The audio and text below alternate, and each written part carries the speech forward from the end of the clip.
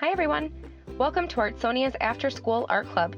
Today, we have a fun art project from Miss Johnson, an art teacher from North Carolina. Hope you enjoy the video and don't forget to have your artwork uploaded to your Artsonia gallery.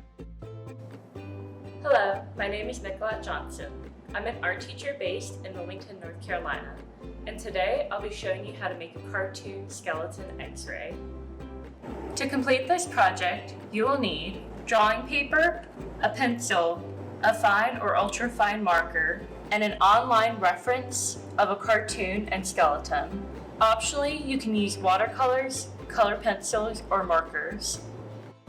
To begin with, you'll want to draw your favorite cartoon.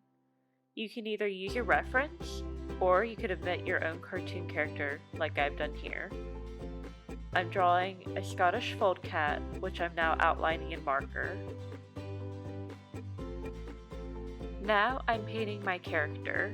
You can use watercolor, color pencils, or markers to color your character. Just make sure to let it dry before moving on to the next step. If you've painted your drawing and allowed it to dry, you're ready to flip it on the back. If you used marker, you should be able to see an outline of your drawing, but you may want to go over it to help you out.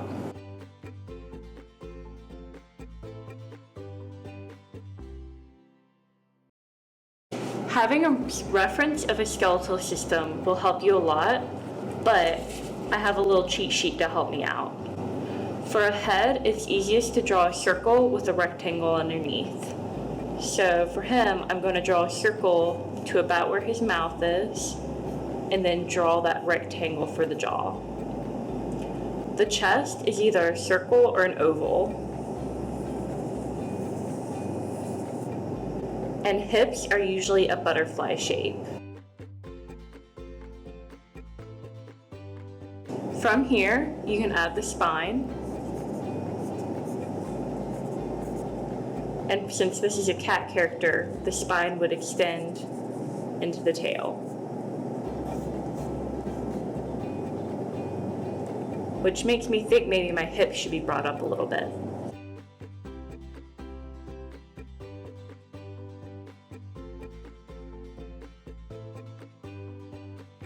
Alright, now I can add my details.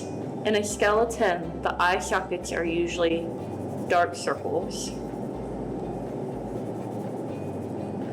There's usually holes where the ears are. And the nose looks like a butterfly, but upside down.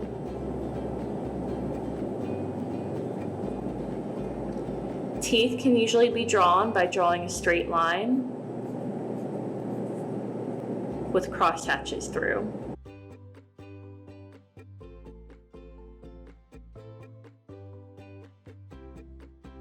Next, for your chest, the ribs will usually come around like circles from the back. So if I start a rib here, it'll curve around.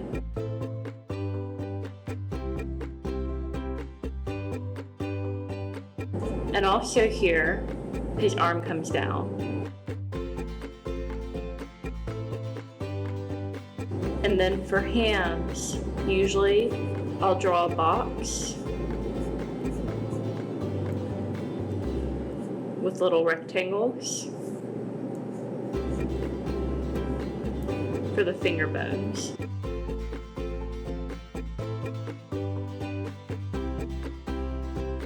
Next, you want to do the leg bone. And likewise with feet, I usually do a rectangle with smaller rectangles for the toes.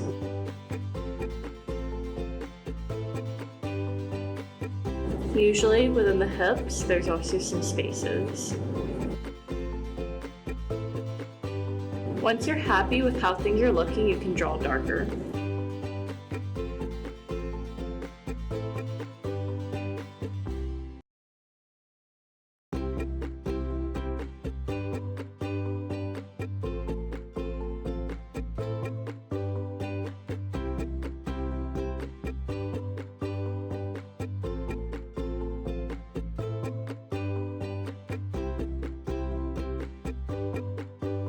After you're happy with your drawing, you can test it out. This is what your drawing will normally look like. And if you hang it at a window, it turns into a cartoon X-ray.